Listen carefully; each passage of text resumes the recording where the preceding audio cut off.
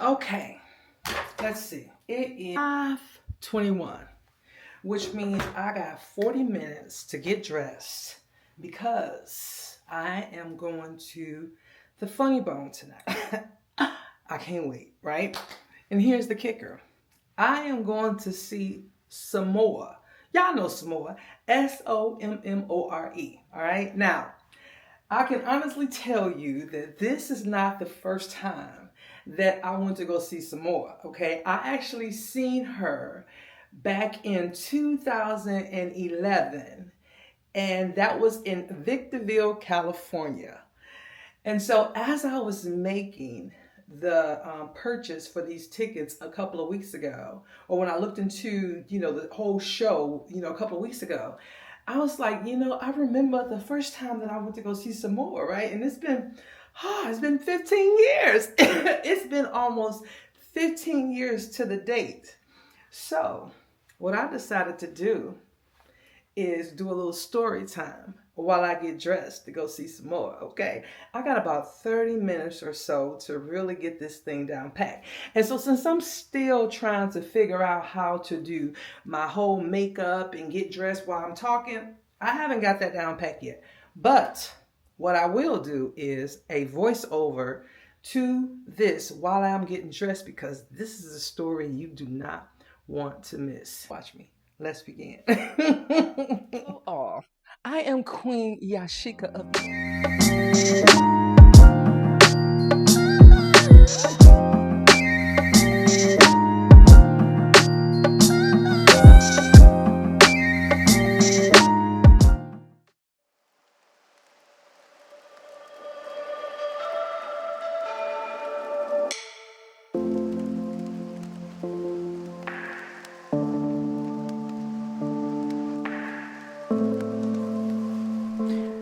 Now, like I said, honey, bear with me because this will be the first time that I'm doing this whole voiceover. So the year was 2011. I was married. I was stationed in Fort Irwin, California. Around this time, I was a captain and I was married to a master sergeant. So one day, I am at a medical clinic, which we call it a CTMC in the Army. Okay, that's when you go to the doctor, they figure out what's going on with you. It's like our medical clinic, right? So I'm over there one day, and this girl walks up to me, a young soldier who I had been knowing because I would come to this clinic all the time, because this was the only clinic on this installation. And so she walks up to me one day and she says, "Hey, how you doing?" So we get to talking. I'm like, "Hey, I'm doing well." We just small talking. So she says to me, she says, "Hey, I didn't know that you know this lady here, and I'm going to call her Deborah, okay?" She said to me, she said, "I didn't know that you know Deborah." And I said, "Deborah?" I said, "No, I don't know Deborah." She says, "Well, that's weird because your husband knows Deborah." I said, "Well, honey, my husband knows a little bit of everybody, so there is no telling who he might talk to from time to time."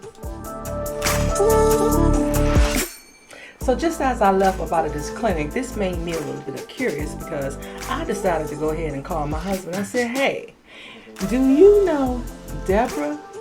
And he says to me, "No, I don't know Deborah." And I say, "Well, that's weird because I was told that you come up to the clinic to see her often." So then he starts to backpedal. "Well, wait a minute. Yes, I do. I know Deborah. As a matter of fact, I know Deborah because she wanted me to help her get a job, yada, yada, yada, yada." At least that's what he said. So that lead me to start thinking. Not only did the soldier tell me about my husband coming to see this girl named Deborah, but she also told me about Deborah's husband. Deborah's husband name was Tom, okay? And so Tom was a soldier as well, and he worked in this another place on post, right? And so Deborah was a civilian that worked in this clinic that this soldier was talking to me about, also worked. So time come, I decided to go over to Tom's job because I knew exactly where Tom worked. Sure enough, I go into Tom's job. Tom's not there. I run into his supervisor. His supervisor says to me, "Well, Tom's just left for the day. I can take a message for him So I said, that's all right. I really wanted to talk to him myself, but I'll catch him at a later time. So the supervisor says, well, tell you what, give me a second and I can get Tom on the line for you. So sure enough, he got Tom on the line. I stepped outside and said, hey, Tom, you don't know me, but my husband knows your wife, Deborah. And I want to know if you know that my husband knows your wife, Deborah. So he says to me, is that why my wife called me just now to explain to me that there was some things that's going on at her job? I say, probably so. So I said, hey, can you meet me over here at the liquor store? Now, we call it a class 6 on post, okay? But it's the liquor store, all right? Now, so about an hour later, Tom and I met at the liquor store. So I started telling him the whole rundown of what the soldier had told me about how my husband goes and see Tom's wife, Deborah, up at her job during duty hours. At that time, Tom told me that, as a matter of fact, my wife Deborah just called me right before you called me, and her and that soldier had got into it because she said something about the soldier had said something to her, and I didn't know what it was about. He said, so now I'm starting to understand what this thing was about. So put a pin in it. So as time go on, he and I finally realized, as we continued to talk, exactly what was going on. Come to find out, my husband knew exactly who Tom's wife Deborah was, and it wasn't because they wanted a job or she wanted a job to work for my husband. It was actually because they were secretly trying to speak, or shall I say date, or whatever you call it, one another behind both of our backs. But what Tom and I also discovered is that he was also going through a separation and then a divorce, and I was also going through a separation and then a divorce.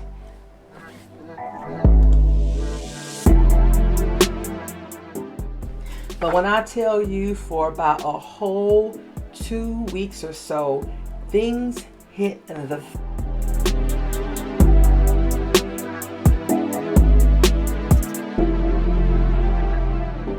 Because see, my husband, the company that he fell up under, his first line supervisor, or shall I say, we call him first sergeant. His first sergeant was also the same first sergeant that was over the people who worked at the medical clinic, to include the civilian and the soldier. So now this became an issue that was bigger than just very small, or shall I say couple to couple, because now this is something that is affecting the work or the employment place. And so now everybody got to go see the man, to include myself.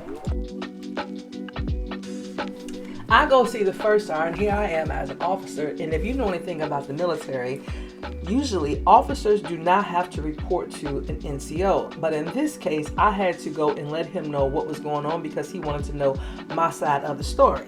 And so I went ahead to tell the first sergeant that I had a conversation, and I found out that my husband was secretly coming up to the medical clinic to see one of his civilian employees. Now, the first sergeant went on to tell me that the soldier who told me the information would be in trouble because of the information that she shared. And I told him that I didn't know what he was talking about, because at this point the civilian lady Deborah had already went to the first sergeant and told her that this particular soldier had told me exactly what was going on between her and my husband. And so therefore the soldier's name was in the middle of this, but I did not confirm nor deny that the soldier was the one that told me about it. However, about 2 months past this, it was time for my divorce to become final. Once my divorce became final, I was free to do whatever it was that I could do. So one day, about maybe 6 months after this whole entire incident happened, between 5 and 6 months, I get a call from Tom. Tom says to me, hey, do you want to go to the comedy club? I was like, you know what? Absolutely, I want to go to the comedy club. Who's going to be at the comedy club? He said, Sommore. So lo and behold, Tom and I went to go see Sommore. And that was 15 years ago. And so when I seen Sommore this time, all I could think about was all the things that I've been through since the last time that I've seen her, almost 15 years to the date. I just remember seeing her in Victorville, California, and at that time we had VIP tickets as well. And she put on such an amazing show, and her comedy was just something to really, really just cherish, because it was very much relatable to what was going on at that time, and also to women. And so for me to be able to be standing where I am 15 years ago, knowing what I've been through, knowing the things that I've experienced, and that divorce that was pending at the time, or shall I say had just became finalized, I remember me being that woman who was about 38 years of age at the time, and I had no idea what my future would look like. I had no idea if I would be okay. I had no idea if my kids would be okay. I had no idea how my career would go. I had no idea that I would get my daughter a few years later. So when I went to go see Sommore this time, I made sure to get VIP tickets. And when I sat down at the VIP table, of course there was an empty chair, and that chair was open to someone else who was VIP. And I just remember talking to that person and explaining to them how I felt so at home listening to Sommore, or I couldn't wait for her to come on stage, because I felt so at home and I could not wait to hear what she had to say, because I really enjoyed her comedy show from before. And not only that, but I also mentioned I felt as if Sommore and I had grown up together. I felt as if 15 years, a lot has happened, and I couldn't wait to hear her tell her story about what she's been through in 15 years. Because just like a comedian, I see myself as a storyteller. And so if she was to ask me what I've done in 15 years, honey, trust me, I would be able to tell her. And so it was such a pleasure to sit there and listen to her, listen to the things that she's done, listen to the amazing ride that she's been on, and for her to still be able to bring the comedy, for her to still be able to make me laugh, for her to make me feel like a homegirl. Because when I tell you, I couldn't do anything but reflect. As a matter of fact, thinking about it in that moment, it almost brought tears to my eyes, because I had no idea what my life was going to look like moving forward. I mean, literally, everything was so fresh and so new. I had no idea. Now here I sit as a 53-year-old woman, 15 years ago from when I seen Sommore. And I am so happy and proud of the journey. I am so proud of myself and the things that I've experienced, the things I've overcame, the things that I've been able to hold together even when I did not know how I was going to do it. And yeah, none of this is perfect, and I know it will never be perfect. But what I do know is prayer, faith, resiliency, and all the things that I've been through has gotten me to the here and now. And I would not change any of it for the world. Because I know that these 15 years was needed to grow. These 15 years was needed for me to be in this space right now. These 15 years was needed for me to be the woman that I am, the mother that I am, and all the things that I am continuing to be. And so I don't know what the next 15 years of my life will look like, but I sure hope it looks like it did over these last 15 years. Without the roller coasters, of course, but with the abundance and with the lessons and the joy that I got. Because trust me, despite of everything, I had more joy than anything. And I know that with the strength that I have and the courage and the prayer and my belief in God is what was able to carry me through. And so I don't know who this message is for, but I also sure know it was for somebody, because they told me to tell y'all. Because when I think about the things that I've been through and the obstacles that I've overcame, honey, you can't tell me that I ain't doing it. I ain't doing it big, honey, because I know the things that could have broke me did not. I'm not saying it didn't stumble me, but it didn't keep me down. And so I stand before you as a woman that 15 years ago when I went to go see Sommore, I had no idea that I would stand in front of you today looking how I look and feeling like I'm feeling and have accomplished the things I've accomplished. I don't know how, I don't know why God blessed me and why the ancestors chose me. But what I do know is that I look forward to what the next 15 years will be.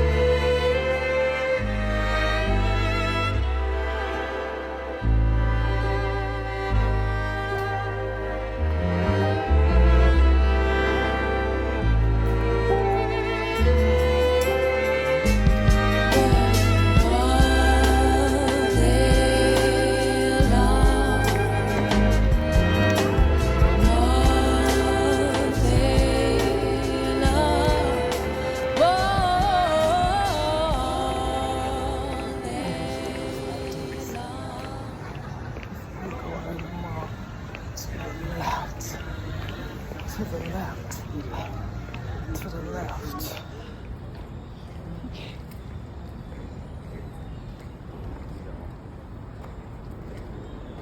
I don't know make us some alcohol, but I'm driving. Oh, me And I don't want too. it.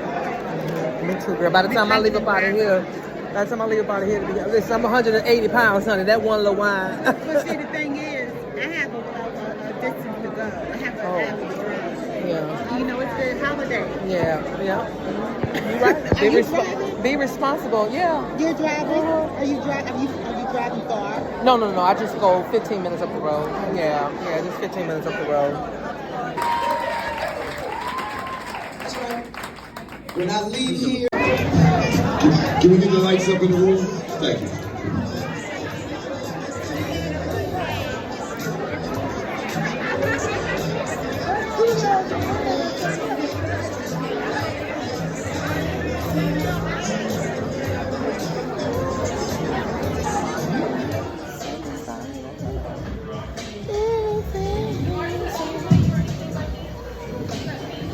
This is the guy she was talking about right here. He got Yes.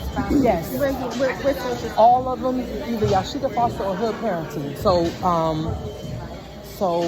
Facebook, you know, I'm over 50, so you know that's what we prosper at on Facebook. Yeah.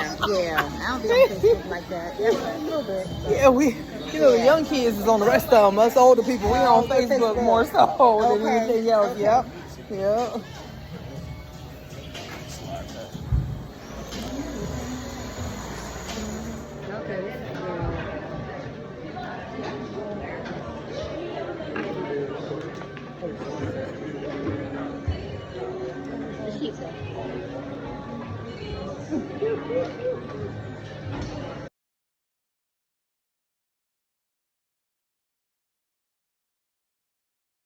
I'm so glad that I changed clothes of what I was going to originally wear, because what I was going to originally wear had a cutoff. It was like, it had no sleeves, okay? Now, although this is short, I at least got sleeves, okay? I at least got sleeves because I would have been extremely cold. Okay, let's get on to the house.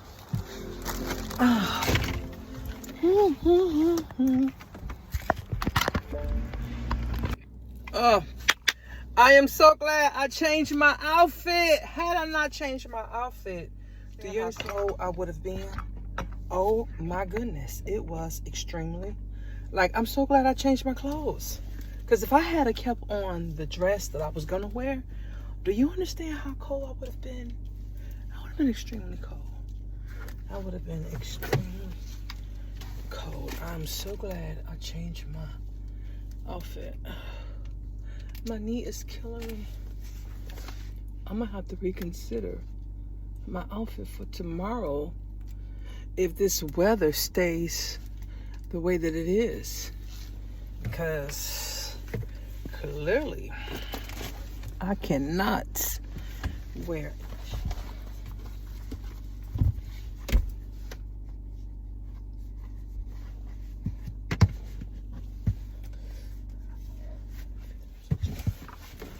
Okay, let's get to the house.